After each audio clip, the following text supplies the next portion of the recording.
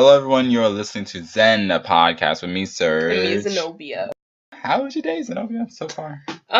My day was nice, actually, because I did a beat.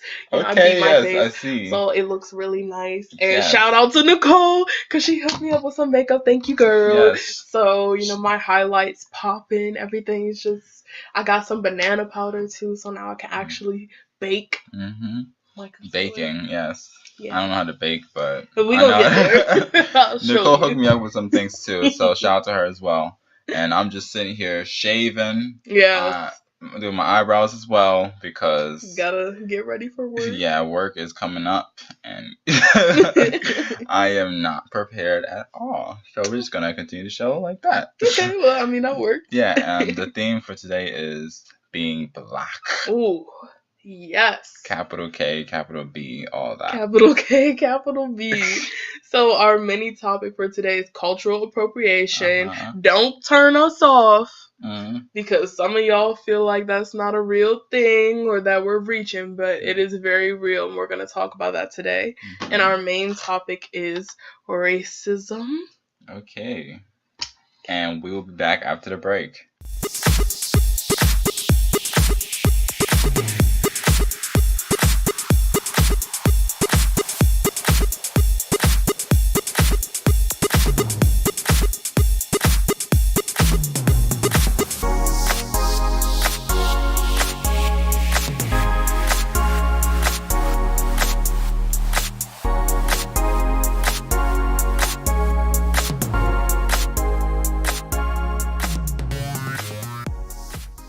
Hey, and we are back. You're listening to ZEN The Podcast, and the theme for today is being black.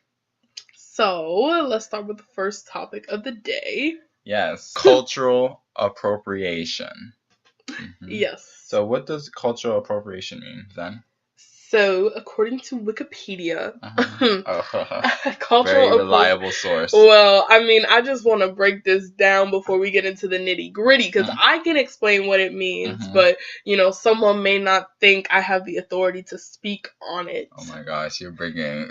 So, let me just pull up the definition. So, according to Wikipedia, cultural appropriation is the adoption of elements of a minority culture by members of the dominant culture. Oh, yeah, I remember. Because of the presence of power imbalances that are a byproduct of colonialism and oppression, keep those in mind, cultural appropriation is distinct from equal cultural exchange. I remember now because I researched what it meant last night, and I was like, oh, yeah. So basically, some people who want to wear like traditional Indian wear, like a sari or something, just because they really want to wear a sari and have no regard for like the culture. And what is a sari? A sari is like a type of Indian traditional dress.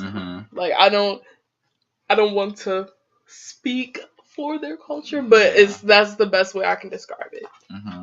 And I actually wrote things down that kind of came to mind when I researched cultural appropriation. Okay. I'll look it up. So, what do you see when it comes to cultural appropriation? So, what do I see? I see people who just want to do something or be something because it's cool or trendy. For example, like when I was in middle school, my mom would braid my hair. Like sometimes I would have cornrows or I would have like my hair braided, and I was made fun of for that. Like I was teased. Because you have braided hair? Yeah, they see stuff like cornrows, box braids, bansunas. They'll call that stuff ghetto. But now, if you look at people like Marc Jacobs and other usually white people who try to make a profit off of quote unquote trendy hairstyles or trendy outfits, now all of a sudden, if a white girl wears box braids. Kim Kardashian. Now she looks right. Now she looks cute and trendy, and it's a new style, and it's so cool. Like, I found a picture of that. You have the same one I have. Yes. Ghetto versus high fashion. When it comes to baby hairs. Because back in the day, when black girls would have their baby hairs laid and set, people would be making fun of us. But now, I have, like, white girls coming up to me talking about, can you lay my edges? And I'm like, sis, what? Like, for what? And they're like, oh, because I just want my edges laid. I'm like, okay. I wrote down a couple things that kind of came to mind when I think of cultural appropriation. Mm-hmm. Slang. Oh my goodness. Yes, because I'm trying to rephrase this differently because there was a tweet that had the exact thing that I always say. I'll rephrase it like this. Everybody want to be black, but nobody want to be black. Okay. That's right. Like, and what they were talking about is people, like white people and non-black people of color, they will take our slang and start using it, but they're using it because they think it's cool. And we're not talking about everyone. It's just certain. If the shoe fits, wear it. That's how I feel. I'm not apologizing if you feel offended because you know you do it. But that's all I'm saying. Like, they will start using our slang and copying off of us because they think it's cool and fun, but they don't take into account, like, the location or the area that we grew up in or what our life situations are. They think, oh, well, I can say it because, you know, I just want to be trendy. I want to say what everybody else is saying. It's not something that works like that, in my opinion. And they are quick to say that we're ghetto for using slang. Yes. But they're quick to use and then they don't even use the slang right. I'm like, come on now. Y'all want to talk like us, but then don't even use the slang correctly. Like, come on, sis. I hear that a lot. Come on, sis. Who was the first people to say sis? Come on now. Dreads and cornrows is another one. We already just on that one. This is going to be a short, quick story time. Because when I was in my senior year of high school, I had a teacher who was talking about professional clothing and hairstyles. So, of course, he brought up dreadlocks and cornrows and started saying that dreadlocks are not professional and you shouldn't wear them unless you're Rastafarian. And I was like, it's how you wear it, though. It's how you wear it. Yeah. Because there's, like, my mom has a coworker who wears dreadlocks and they are gorgeous. Everything laid. Everything looks neat and tidy. And no one has ever pulled her over and said, your hairstyle is not professional. But again, this is coming from, like, a white man from the suburbs talking about how dreadlocks aren't professional. Yeah. And honestly, I do get nervous sometimes because I have natural hair and it's curly.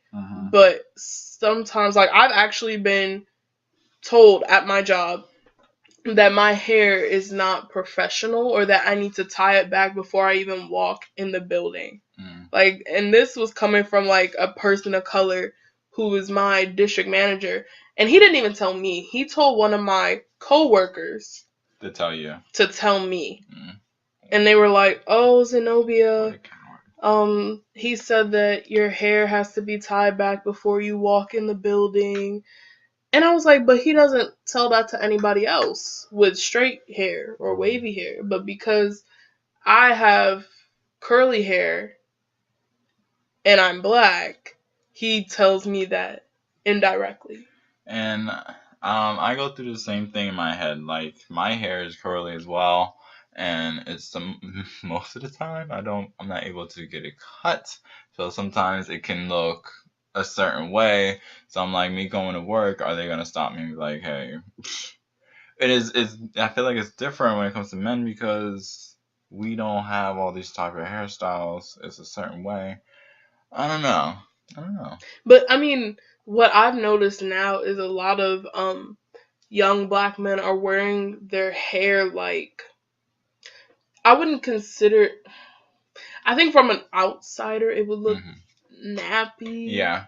And in some aspects, I could, because there are certain like styles where it's literally just wild hair, but then they'll do like some type of style to it. Like, I don't know how to describe it. Or it's a fade. Right. With the wild hair. But I mean, the point still stands. There's a difference between telling somebody that they need a professional hairstyle and just racially profiling people because they're black and you feel like they aren't professional. Like back then when I had red hair, every time I go in church, they're like,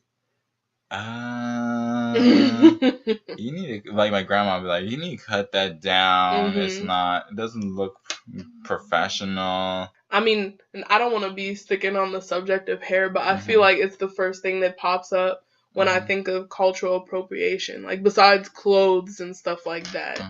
My definition of cultural appropriation does not discriminate. You can be a black person and still appropriate someone's culture. You can be a Latino person and appropriate someone's culture. So I remember when I was on Twitter, this girl had like a homecoming look or something, and she was wearing some different variation of traditional Asian wear. And I think in her caption she had used like a slur for Asian people or Chinese people. Was it Chung-Li? No. It was something else. I'm not going to say it, but I guess she thought it was cute. And somebody was trying to explain to her, like, hey, I'm Chinese and I don't appreciate you using that word and using something that's like a traditional formal wear for us as something to look cute for homecoming. And people were like attacking this person. They were like, oh, shut up, you don't know anything, she looked cute, be quiet. But I'm like, that's still cultural appropriation though. You gotta respect someone. You have to respect everyone's people's cultures. You can't just be, oh, I'm gonna wear this because it's cute and I don't care about the culture or history behind it. Like, and even though I love Katy Perry so much, there was moments where like Egyptian. Oh, we haven't even covered her eating watermelon with her quote unquote baby hairs laid with the grills in her mouth and the cornrows. Don't even get me started. That really blew me. I love Katy Perry. I love her to death, but she has her moments. Also, of course, cultures that I see a lot: Native American, Egyptian, Chinese, Indian. Indigenous people.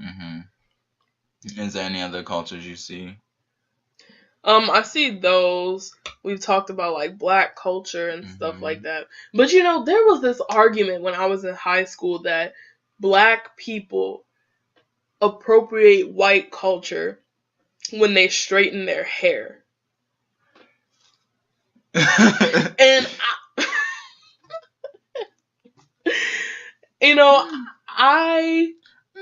not only white people have straight hair, but and that's my problem. There's a difference between cultural appropriation and assimilation. Okay, give it to the children. Explain the difference. So let's take it back to like the 50s and 60s when we're dealing with civil rights, segregation, and all of that. So a lot of black people, like black men and women, would go to the barbershop or the hair salon and get a perm. So that way their hair was more socially acceptable. And it would be straight.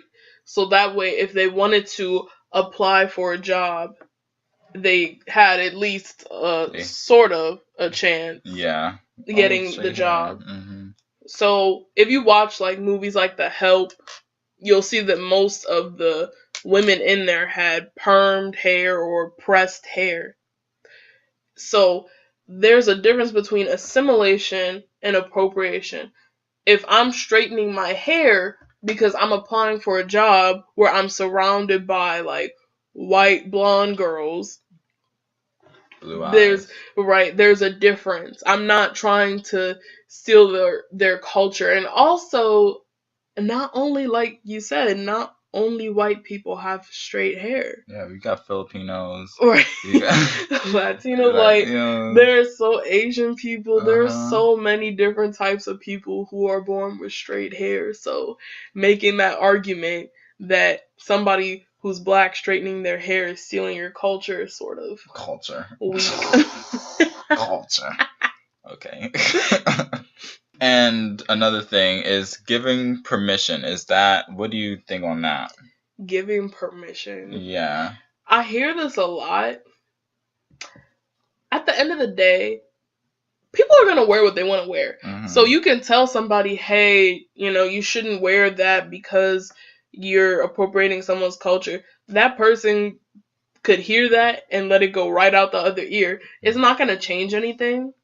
Mm-hmm. But a lot of times what I see on the internet and what I hear from people is the same type of argument that a lot of white people and other people of color give for using the N-word. They'll be like, well, I have a Native American friend who said they aren't offended by me wearing feathers in my hair or like, traditional clothes. Yeah, there's a picture I found on the internet where it says it's the racist pumpkin Charlie Brown, and then there's a bunch of cartoon people are saying my best friend is Mexican. Oh my I'm goodness. Like 1/6 Cherokee.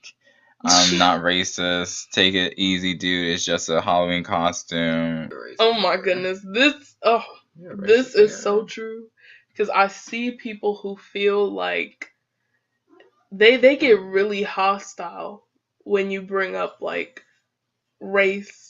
And let me just make a public service announcement. Okay. There are so many Halloween costumes that y'all can wear that don't involve stereotyping people or being racist. I remember my mom took me to this Halloween party, and I saw this white man with some type of fake poncho on, with a sombrero and a mustache, and I was like, okay, it's time to go, because I was like, I'm gonna hurt this man's whole feelings. And he had a whole mustache on. Yes, mm-hmm. And people think stuff like that is funny and that it's okay, and I also feel like it's the fault of all of these like Halloween costume places and stores who sell these type of costumes. Like, it's offensive. Mm-hmm. I have never seen a Mexican person wearing a sombrero and a poncho. First of all, it's hot in Mexico. I've been like multiple times. It's hot. So nobody there is going to be wearing ponchos all the time with a sombrero. Like, it's a stereotype. And if you worked in a Halloween store, would you try to make your not beliefs, but like what you believe known to the manager and be like, yeah, this outfit is offensive? Would you openly talk about that or try to make a change in the store? Or would you just leave it alone for the sake of your job? See, and I could never, I don't think I could ever work at a costume shop because I don't have patience. Mm-hmm. And if you ask me my opinion, or you say, well, what do you think? I'm trying to be like a Mexican person for Halloween. I'm going to give you my opinion. Wow. I'm going to say, I think that's a horrible and offensive costume. Mm-hmm. But it's your money at the end of the day. So me telling you that I don't agree with it isn't going to change the fact that you want to dress up as a stereotypical Mexican person. And just saying out loud, how do you feel about yourself? I want to be a Mexican for Halloween. Right. I'm like, someone's identity is not a costume. I don't even understand how people think it's cool to do that. Mm-hmm. I guess when you're young, you don't know. Because I remember when I was younger, my mom had dressed me up in some type of, I had told her, because I had an appreciation for, Japanese culture and anime and their food and stuff like that. I had told her that I wanted to wear something from there, and she got me a costume. And looking back, I realized I was like, I was too young to understand the culture and actually appreciating it. But now that I'm older, like, I know better. So I'm not going to go out here and buy, like, a sexy geisha costume. Like, I'm not going to do that because I know better. And I need to respect, in my opinion, for me. Mm-hmm. A lot of people may not feel this way, but I feel like I need to respect other people's cultures. Like, there's a difference between a costume and culture. Yeah. And I think people need to learn that. And the more people who do learn that, the better of a place this world will be. Yeah. And we'll end with that. We will be back after the break.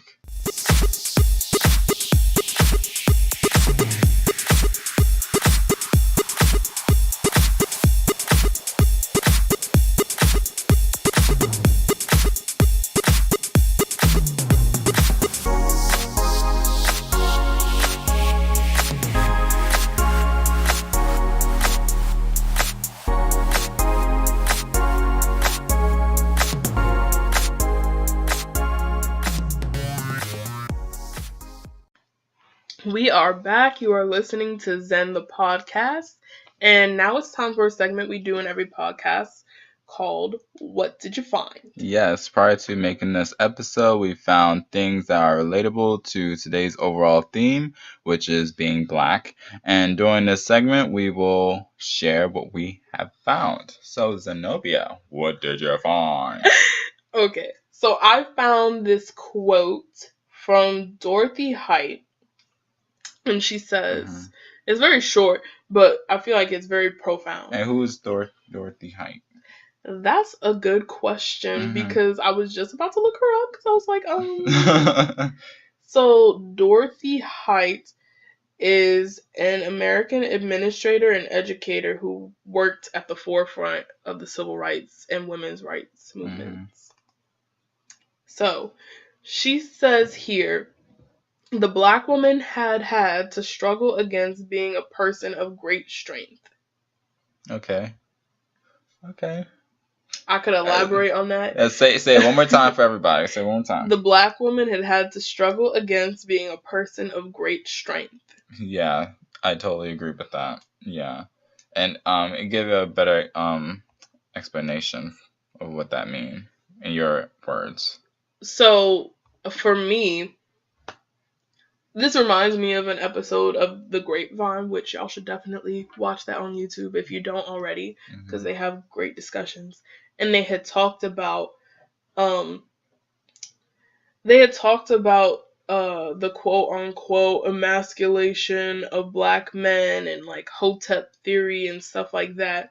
But someone had made a very good point that a lot of women are at the forefront of like Black Lives Matter movements and intersectional feminism, but yet we are sort of degraded and looked down upon by Black men and also outsiders like of different races and stuff like that.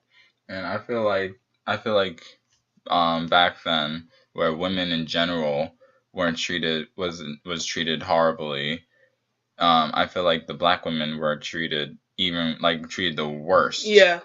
Because it like in the chain, in the like, how I say, in the power spectrum, power struggles. Yeah, something I guess. Like that. From on the top would be of course white men, and then it would be white women, and then Black men, and then Black women. That's all the way in the bottom. But we're all the way at the bottom. Like every other race that's not white is sort of on top of us, and then Black people, we are at the bottom. So. But I totally agree with that statement. Well, we will of course post that on Instagram so you guys can share your opinions on that. Yep. So, Sergio, what did you find? I found a simple picture with a simple quote, and it says, "Am I Black enough for you?" Ooh. So, you will realize throughout this whole episode, I'm not conventionally Black. Huh?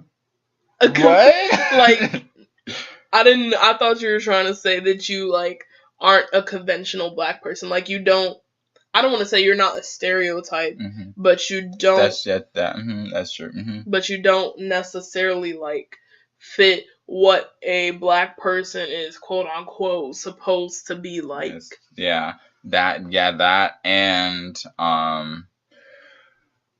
because I didn't grow up in mixed schools or predominantly white schools, I never really experienced racism. So, because I've been in more predominantly black schools, I experienced what was that phrase that we used for when you're colorism, and also being bullied for being different. Like you said that I'm not what was it? I'm not a conventional black person.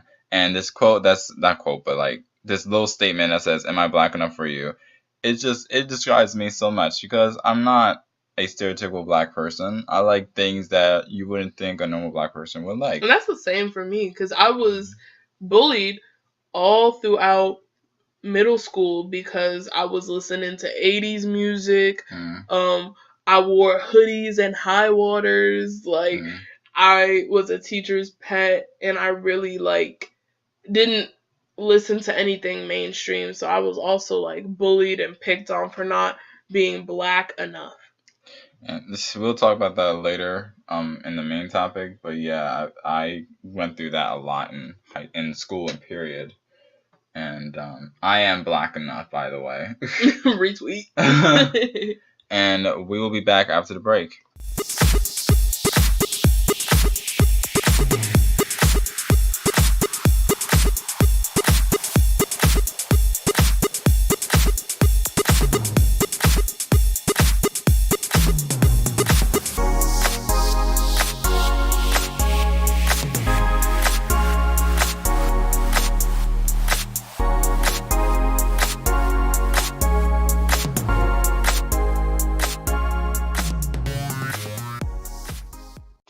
Hello, everyone. We are back, and you're listening to ZEN The Podcast with me, Sirg. And me, Zenobia. Yes. So for more coverage and to get notified when our next podcast will air, make sure you follow us on Instagram at ZEN The Podcast. In the future, we'll probably get like a Twitter, maybe a Snapchat, Facebook, all of that. And thank you guys for the support. We really appreciate it. And now it's time for the main topic of the day, which is racism. Woo! I'm not apologizing for anything I say. Just a disclaimer. A warning. If you feel triggered, just, I guess, sign out right now. Yeah. So, what do you think? What's the first thing you think of when you hear racism? See, there's so many things I think of. I think of our justice system. I think of job applications.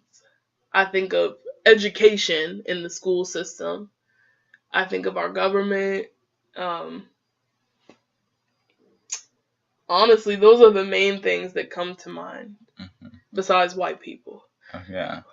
Or certain white people. Now, racism, the word racism, I feel like there's like a difference between, people get mixed up with racism and prejudice. What's it called? Prejudice? You have racism, there's prejudice, and then you have discriminatory or discrimination. I learned in African American Studies class that prejudice is just not liking someone because of their race or because of whatever personal thing you have against them. And then racism is actually having power over that race or that group of people. Say it louder for the people. So that's something that I will always remember back in my head, because there is a difference, and a lot of people get that mixed up. Yeah, and I think prejudice and discriminatory go hand in hand, because you could have somebody who's like Indian who is prejudiced and discriminatory against black people or other Asian people, like, you know. So I think it all depends on the context. But when I think of racism, it's it is the majority over the minority. Yeah. Then there's this theory of reverse racism, which doesn't exist. Ooh. I'm putting that out there because I kept hearing about this on Twitter from these little white supremacist Twitter trolls. They were like trying to say that the reverse racism is when the minority is racist to the majority, and I was like, but that doesn't make any sense because the majority has power. Yeah. They will always have power. Like, that's just the way it is. Now, going back to what I was saying about prejudice, back then I used to think like black people can be racist, but then now you're saying that, I do understand and realize that black people can't, because we are the minority and we don't have power. Yeah, we can be prejudiced. That's what I meant. We can be prejudiced, but we can't be racist because we are the minority. Yeah, that's what I tried to explain to people. And I think they did a really good job of explaining it in the movie and the show, Dear White People. Because a lot of white people will say stuff like, well, isn't you discriminating against me or calling me racist? Aren't you just racist? And I'm like, no. You can be a prejudiced, ignorant, black person or non-black person of color. But at the end of the day, you will not be at the top of the chain. You will not have any power. So you gain nothing. Like, think of Uncle Ruckus, right? Yeah, from the Boondocks. Yeah, now that my is favorite character. That's a prejudiced black man. A prejudiced black man who thinks he's white. He thinks he has what revitiligo, the opposite. He says the opposite of what Michael Jackson had. But he is a prejudiced black man. But him being prejudiced and hating black people is not going to put him with white people. It's not going... He will never have the power that white people have. Right. In our government, in our educational system. Like, it's not going to happen. So him being prejudiced, it doesn't really accomplish anything. He's just brown-nosing the racist white people who he wants to associate himself with. I do think there were racist black people, but that was back in slavery days when there were Uncle Toms. So, will we say that they're racist, though? Because technically they didn't have any power, because they were still subordinate to the massa. It's just that, again, they were brown-nosing, so it wasn't... Like, I see what you're saying, but I don't know if I would call them racist. I think they benefited from racism. Okay. Because their masters were racist, right? Yeah. But because they were black, they still couldn't go out and, do the things that white people did. True. They still had to be subordinate. That's true. Yeah. Okay. Yep. Then, yeah, they weren't racist. They were very prejudiced. Very prejudiced. Yes. So what is the definition of racism? So, racism... Now, this is interesting. So, listen to this. So, it says, racism is prejudice, discrimination, or antagonism directed against someone of a different race based on the belief that one's own race is superior. That sounds like prejudice to me. Now, see, that's why it's interesting. Then underneath it says, the belief that all members of each race possess characteristics or abilities specific to that race, especially so as to distinguish it as inferior or superior to another race or races. And that's like theories of racism. That's still like prejudice. It's like a thought of that you're better than another race. But you could also be prejudiced, like, for example, I have brown eyes. So if I hated people just because they had blue eyes, not looking at skin, because there's some black people who may have blue eyes or who may have blue contacts or something. And if I didn't like them just because they didn't have brown eyes, that's prejudice. That's not really racism. But again, like I said, I feel like the words prejudice and discrimination, you know how they say, like, all squares are rectangles, but not all rectangles are squares. I think it's one of those situations where they're all very similar, but in certain contexts, they're very different. True. True. So you consider that definition an accurate definition of racism? Not. I mean, it has bits and pieces that are accurate, but they aren't talking about like the majority versus the minority. So maybe that's why a lot of people get confused and say like, well, for example, the Black Panther Party. Mm-hmm.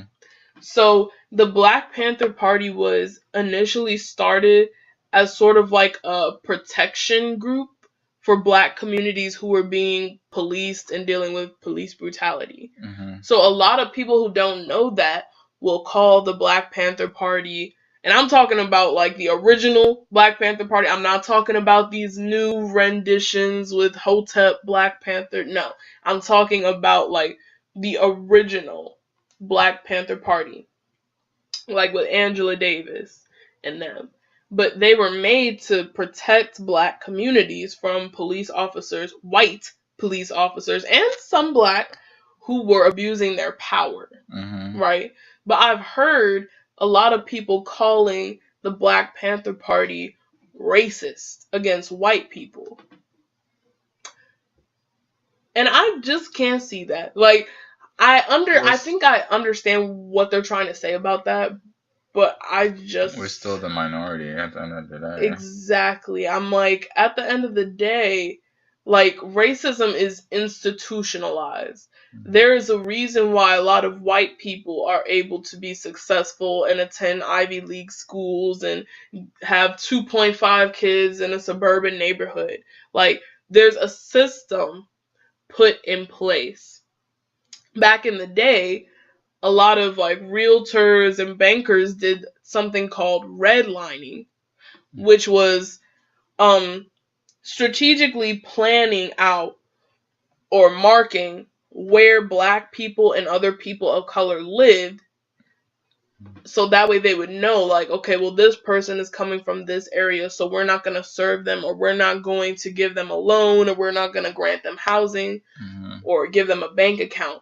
Like, they would use redlining in order to discriminate against Blacks and other people of color.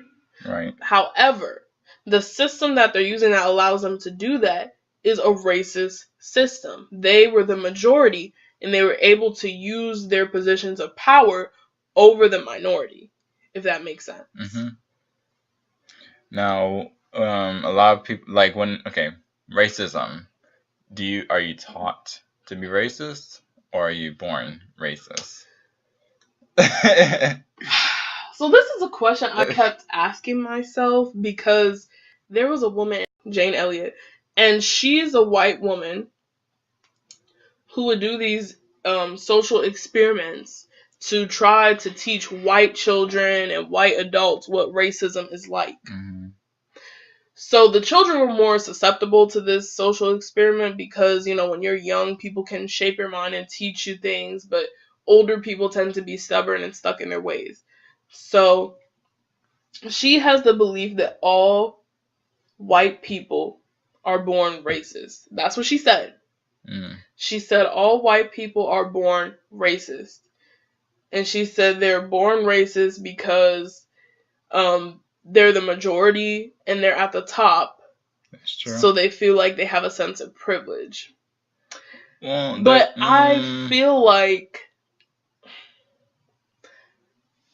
I just feel like it's a bit of both. It's true, but it's not true at the same time. Exactly. Because you can grow up in a household where you have, like, liberal parents. Like, you could grow up in a household where you're a white child, but you have very liberal parents who taught you that everyone is equal and everyone has equal opportunity. You know what I'm saying? But I don't really know if I agree with her where every white person is born racist. I think that may be a bit of a reach. I feel like the part where you said they feel privileged. I think that's a reach. White people are privileged. Let's just say that. But you're not born with that mindset that, yeah, I am privileged, you know? And more specifically, I don't think white people are born prejudiced, because again, it's a mindset type thing, and you're taught to be prejudiced, you know? So she has said that you okay, so now I'm looking at what she said. Mm-hmm. So let me clarify what she said. She says, and this is according to the website A Medium Corporation, you are not born racist, you are born into a racist society. Oh. So that makes more sense. Okay. I thought see, it's confusing because in this documentary I watched about this experiment, she has sort of implied that white people were born racist. But I understand if she's saying that you are born into a racist society, which would contribute to your racism. Mm-hmm. And she says, and like anything else, if you can learn it, you can unlearn it. But some people choose not to unlearn it because they're afraid they'll lose power if they share with other people. We are afraid of sharing that power. That's what it's all about. True. So can you be born racist, you think? Well, I already said I think it's more of something that's learned. Yeah. And like she says, you can be born into a racist society, which would impact you if you're like in a very good neighborhood and you have like rich parents, and you know, it depends on your situation, but I feel like you mostly learn. Like it's a learned behavior, but it's also integrated into our society. Now, when it comes to jobs, have you ever applied to a job and weren't accepted and you feel like it was because of your race? All the time. Especially at Petco. I'm gonna call them out. Okay. So I applied to Petco multiple times because I have a passion and love for animals. Yeah, same. And when I applied, well, first of all, I applied like 3 times. Didn't hear anything back. Yeah, to the same place. Didn't hear anything back. So I talked to the actual manager who was in charge of hiring, and he was like, "Oh, we aren't hiring at this time. Now, is he we don't need anybody." White. Okay. White.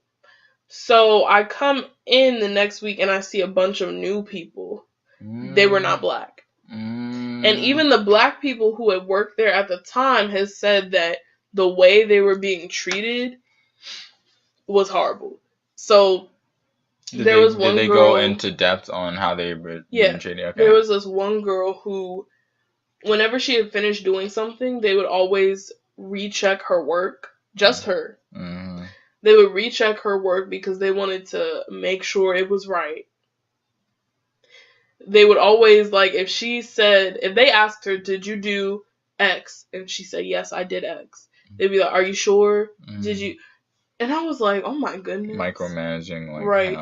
Micromanaging, trying to, like, be, again, the condescending attitude towards black people. It's crazy. Mm-hmm. So a lot of times when I apply for jobs, and this is what I hate, like, they be asking you race, ethnicity, like, I don't want y'all to know, because I feel like if I didn't say, because first of all, people tell me, oh, you have an exotic name, whatever the hell that means. I don't know what that means, but they'll be like, you have an exotic name, and I'm like, okay, but I feel like if I apply and didn't put my race down, I'd be called in more often. Yeah.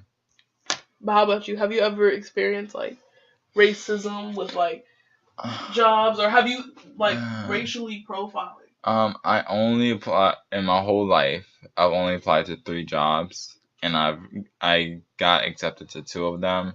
The second one, which I did not get accepted to, went to an interview, and of course the guy was white, the manager was white. It was at Five and Below.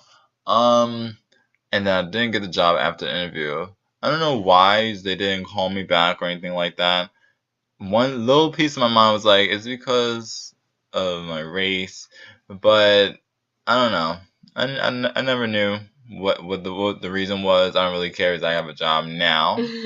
But I don't know. But daily duties when it comes to racism. I guess I don't know. I can't say me personally because I'm around black people all the time. I don't really experience racism, but I do experience prejudice. Not prejudice. Yeah, prejudice. Yeah, and colorism. Mm-hmm. We can go into depth on that now. In the black community, for some reason, we tend to separate or categorize ourselves by shades of skin complexion. I hear it a lot in high school where you're light skin, you're brown. I heard light skin, brown skin, dark skin, brown, caramel. And even in the age of the internet, like when I first got an Instagram, everybody was, hashtag team light skin. Oh, yes. Hashtag team brown skin. And then if you were dark skin, people would like look down on you. Mm-hmm. Like I remember when I was in 9th grade, and me and one of my friends would like sit next to each other in class, and this boy turned around and he was like, "Oh, your friend is light skinned, but Zenobia, you're dark skinned." Is this in a mixed school? Yes. It was what kind of friend? Like this boy was race. Black. Okay. My complexion. My complexion. And I was like, first of all, there's nothing wrong with being dark skinned. Right. We need to take the stigma off of that. But what I do have a problem with, Black community, specifically dark-skinned Black men, specifically Kodak Black. I will never forget, I was so angry. I looked on Twitter and this man said that he could never date a dark-skinned girl because he wants, like, he had said something stupid like, "Oh, I want my kids to look beautiful," or I hear that a lot. No, he said, "I could never date a dark-skinned Black girl because I'm dark-skinned and I feel ugly." What? That's so... I can't make this up. I was so blown. That's so crazy. I was like, You know, I hear in high school a lot, darker skinned people or light skinned people, they be like, "I can't date dark skinned people or have a baby with them because I want my baby to look cute. Mm-hmm. I want my baby to be light skinned and have good hair." Stupid stuff like that. Yeah, I heard one time I don't know if it was a white person, but I heard someone say, "I want to date a white person because they have good hair, and with my skin complexion, like we can have a mixed baby and we're gonna have good hair, all that stuff." I heard that a lot in high school. Like I was in a predominantly Black high school, mm-hmm. So. Well, that's where you hear it, because I used to hear that all the time. They'd be like, "Oh, Zenobia, you're dating a white boy, so, this was back before I saw the light and I knew I was a lesbian, so don't come for me." But she is not a gold star, people. No, I'm not, and I'm proud that I'm not. Anyway, but when I was dating this white guy in 7th grade, who, by the way, is actually gay, so we both saw the light, but my friends were like, "Oh, you're gonna have mixed babies and they're gonna be so cute because mixed babies are beautiful." And I was like... And this is Black people saying this to you. I was like, can we stop fetishizing mixed babies? Because that's a little weird. You're like obsessed with light-skinned babies. That's creepy. I know. But okay, so I found the quote. He said, "I love African..." We're talking about Kodak Black, if you tuned out. Oh, this is Kodak Black saying this. Yeah, this is Kodak Black, some of y'all fave rapper saying this. He said, "I love African American women, but I just don't like my skin complexion. We're too gutter. Light women more sensitive." What? If y'all could see my face right now. How can you stereotype about your own race? I'm really trying to censor myself for the next few line of words that are coming out of my mouth. Take your time. But some of y'all... I'm going to refrain from saying that word. But some of y'all are on that BS. And sitting here looking like Kodak Black, darker than Ash, talking about, oh, well, I could never date a dark-skinned woman because we too gutter. What does that even mean? I feel like it means he's stereotyping about his own race. He's saying dark-skinned people are dirty.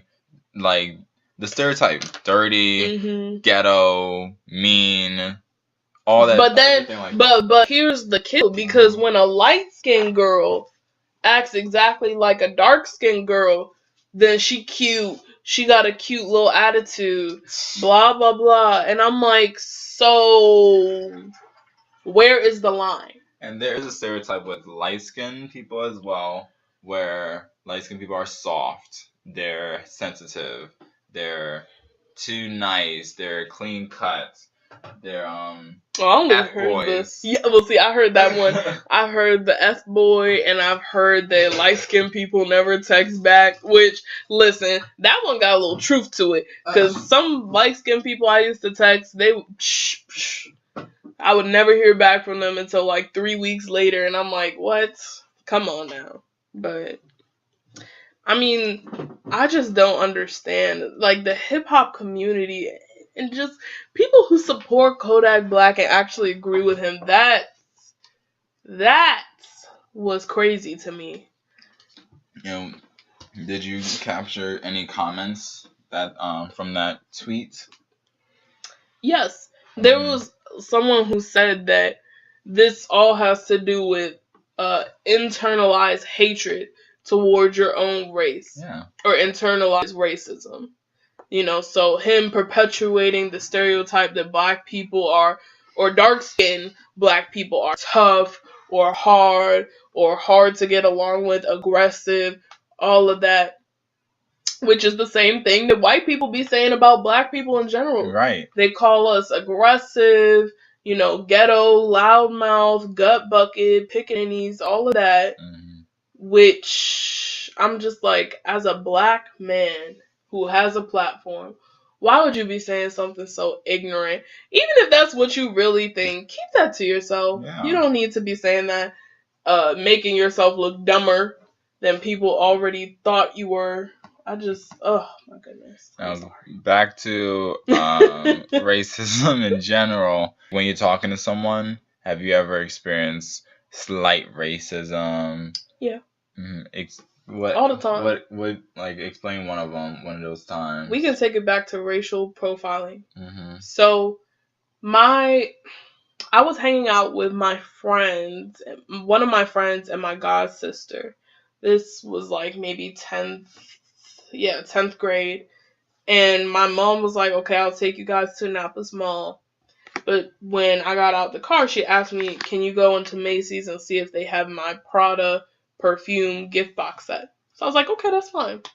So I was dressed in some jeans, a t-shirt, and a sweater.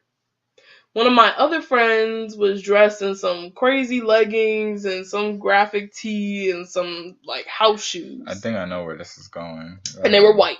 Okay. They were white. And my god sister, she's black, but she was dressed sort of like business casual. So I'm looking in the perfume section. Now, mind you, I was pretty young, so I didn't even carry a wallet. My mom had given me like $8 or something. But she just wanted to make sure that they had that particular set available, so that way she could go in and just pick it up. So I'm looking at the perfume section, and this light-skinned black woman comes over. And this is what's funny, because I guess that wouldn't even be considered racism, but maybe she was being prejudiced because of our racist system in general. Yes. And she came over to me and she's like, can I help you? And I was like, yeah, I'm looking for a Prada perfume gift box set. She's like, we don't have any of those. And I was like, really? She's like, yeah, we don't sell those here. And I look behind her and I see a full cabinet of what? Prada perfume gift box Oh sets. my gosh. So I was like, I think that's it over there. She's like, oh no, we don't sell those. Those are just display items only. What? So you know me, I don't have patience. So I was like, okay, thank you. So I told my mom what happened, and she went in. The lady sold it to her. I was just like, Why? Why? and then my mom, because she petty just like me, she returned that as soon as she bought it. She was like, actually, I don't want this anymore. Thank it's you. on display. Right. And then there was another time. It's always at Annapolis Mall. Back in the day, Annapolis didn't used to be white. Like, I grew up there. It never used to be white until, what? Gentrification. But anyway. What's gentrification? Gentrification is literally kicking people who have lived. So think about, like, Baltimore, right? Mm-hmm. You know how Baltimore didn't always look as clean and pretty. I mean, some areas in Baltimore City. I mean, some areas in Baltimore City still look better. Yeah, but gentrification is literally like kicking people who are living in rough areas out of their houses, dropping the price value, then fixing up the place so it looks good. Let me actually pull up the actual definition, because what I said may have sound like really confusing. So gentrification is the process of renovating and improving a house or district so that it conforms to middle class taste. So this is what happened in Annapolis, because when I was growing up there, Annapolis didn't always look like that. Annapolis was definitely a little rough, especially around Parole Street. Like, a lot of my family lives on Parole Street, and you can see the difference of the houses and areas that have been gentrified versus the original houses that were still there. So they'll, like, lower the property value so that way more people, usually white people, can move in. Then they'll upgrade the house and make it, like, to their standards. But you've kicked people who've been living there for, like, years or decades out of their homes. You know, it's a mess. So you was talking about a story in Annapolis as well. What was it? So, I was with my friend Nia. Hey, girl. And she had stopped to tie her shoe. This is a simple story. She stopped to tie her shoe. So we were near this long bench. Like, it was like this long. So this one white lady was sitting near the very end of she was sitting like near the end of the bench, but not quite near the end. So just about in the middle. Right. But my friend Nia had stood at the end of the bench. And she started tying her shoe. So all of a sudden, the lady grabs her purse and moves to the far end of the bench. White lady. And Nia looks at me, and I look at her, and we're both like... I was like, first of all, nobody wants your little knockoff Prada purse with the label falling off. I was like, nobody wants that. Like, we were cracking up, because I was just like... Why would we even try to rob you if there's people around with your fake ass purse? Nobody wants to buy, like, nobody's even talking to you or looking at you. So that was another one. I'm telling you, all of this always happens in Annapolis. The gentrified Annapolis now. Have I ever experienced racism? Or prejudice?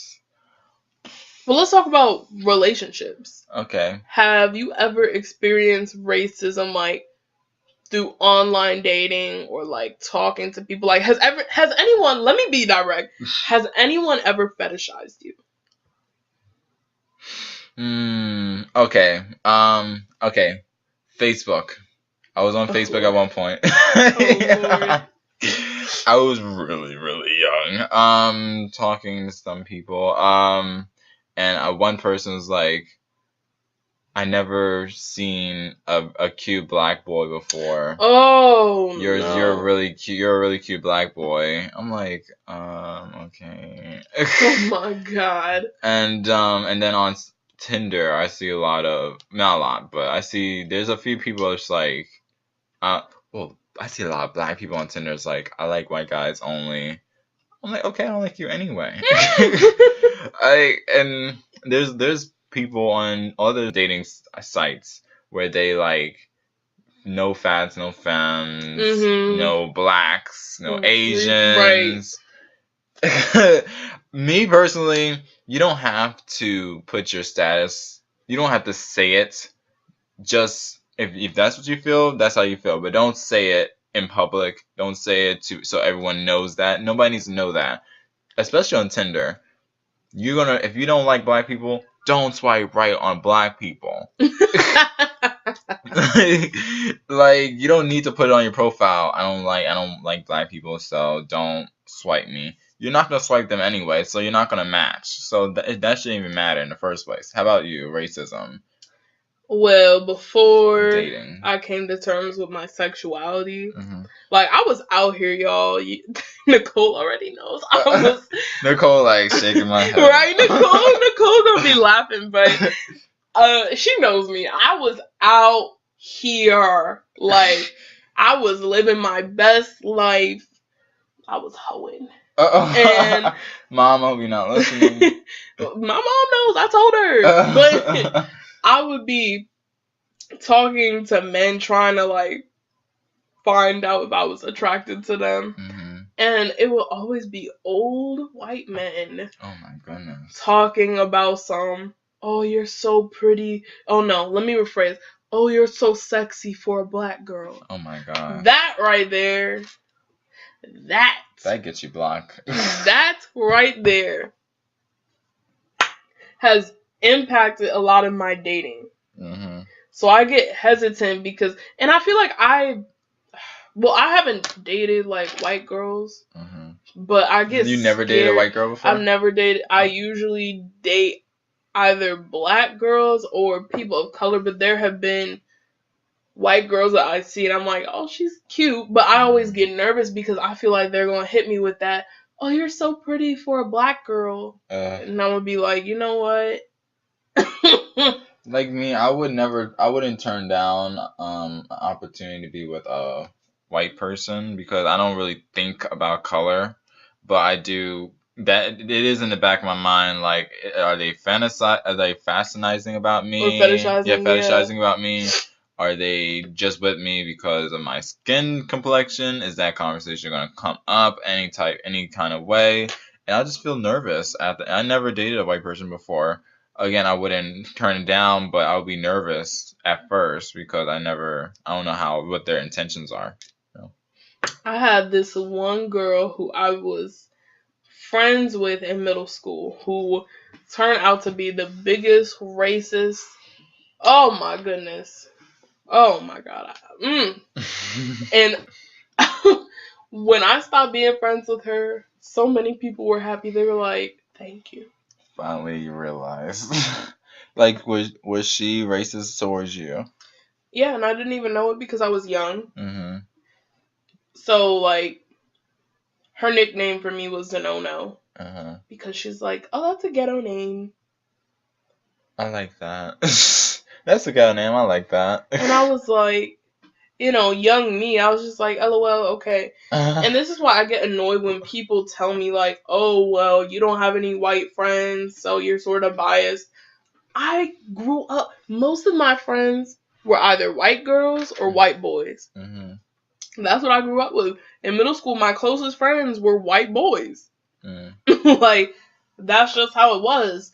But as I got older and I started educating myself, I realized that the white boys I was hanging around were racist. They were really, really racist. And they would make jokes about things that weren't funny. Now, were your friend that you said, were y'all in middle school, elementary school? The racist High white school, girl. Yeah. Oh, we were in middle school. This happened like 6th grade. And I think that's a hard time too because you're trying to find like your clique or your friends and stuff like that. Yeah. And my sister, she's friends with a couple white people and she's in middle school. She just got into high school. And she is talking to a white boy right now. And I don't have a problem with it personally. And I don't think they've ever been racist towards her, but that is something to look into and something I need to like look into for her, because I don't know, she could be oblivious to the racism. Oh, let me tell. This just popped into my head because when I was in 8th grade, I dated this white boy out of pity, and I set myself up because I was trying to make him feel better because he was like, "Oh, I've never had a girlfriend." I was like, oh, "Please, I would date you." Like, did I mean it? No. I set myself up for that one because he definitely asked me out, and I called myself his girlfriend out of obligation. Aww. But no. You know what he said to me? It was, I think, the second to last day before the end of the school year. And my friend Nia was sitting with me, and I know she gonna remember this. He said, no offense. Oh, here we go. Let's start with no offense.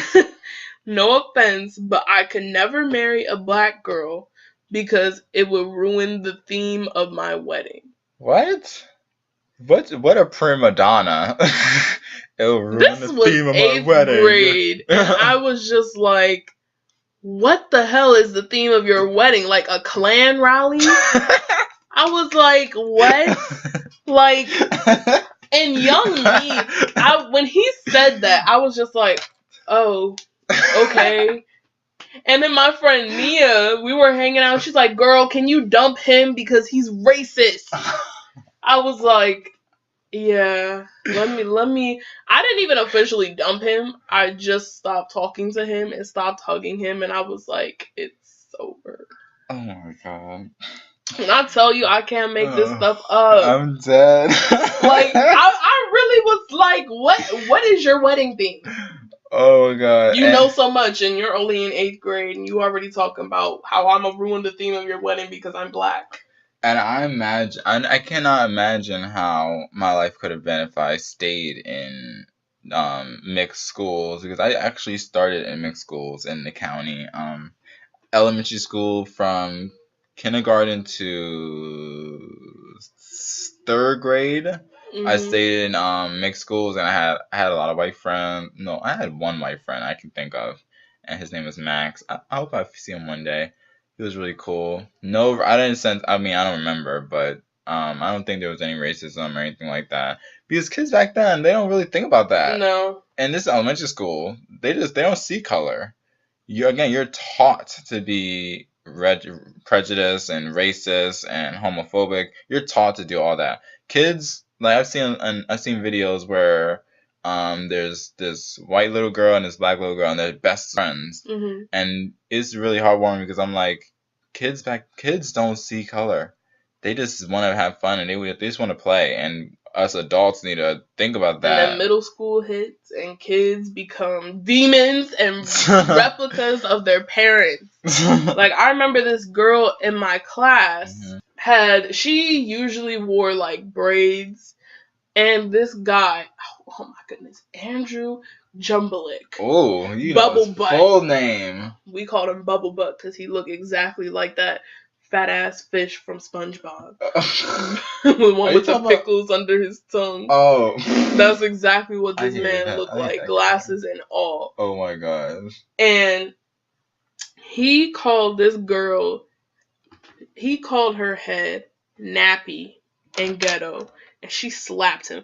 And all of us were like, yes, beat his ass. Like, because I was like, where is this coming from? I know. So the parents, like, when you hear the child, it gives you an idea of the parent. Because that's something that's learned. That's something the child overhears it. There have only been certain cases where I've heard of a child saying racist things, and it's not from the parent. Sometimes it's social media, sometimes TV, movies, stuff like that. Yeah, it's a taught thing. It's not, you're not born racist or homophobic, you're taught that way. And I think parents from now on, like new parents, if you're listening, don't teach your kids to hate. Teach your kids to love and understand and respect people of culture, people of race, different races, people of different gender, people of different sexualities, because they're going to be the next leaders of the world. They're going to be the ones to carry us. Yeah, carry the legacy. And you got to teach these kids how to do better. than us. Ooh. Okay. Okay. Surge for president. Hey, yes. Any last words on racism and prejudice? Just recognize that racism is institutionalized. It's something that's learned. It's something that a lot of white people benefit from it. And I think if you actually take an African American history class or any class that talks about how, like, European people colonialized basically the world, you'll understand why racism makes people upset and how also we have internalized it in some aspects. Yes, and we'll just close out from there. We'll be back after the break.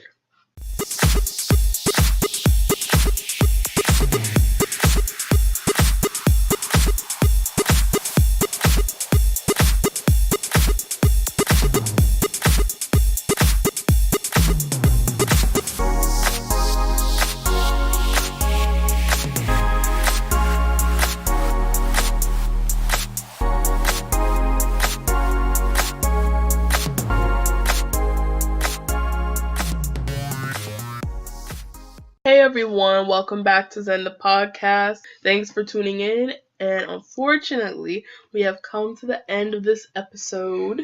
But don't worry, we'll be back next week with new things to talk about, so make sure you follow us on Instagram at ZEN The Podcast. And make sure you turn on notifications so you'll be notified when our next episode is released. Also, hit the subscribe button on our YouTube channel. And comment down below if you've experienced racism or prejudice or anything of that nature.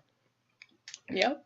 So, thank you guys so much for listening to ZEN The Podcast with me, Zenobia. And me, Sirg. And we hope you guys have a good week. Yes. Okay, so we'll see you next week. Yes, bye. Bye.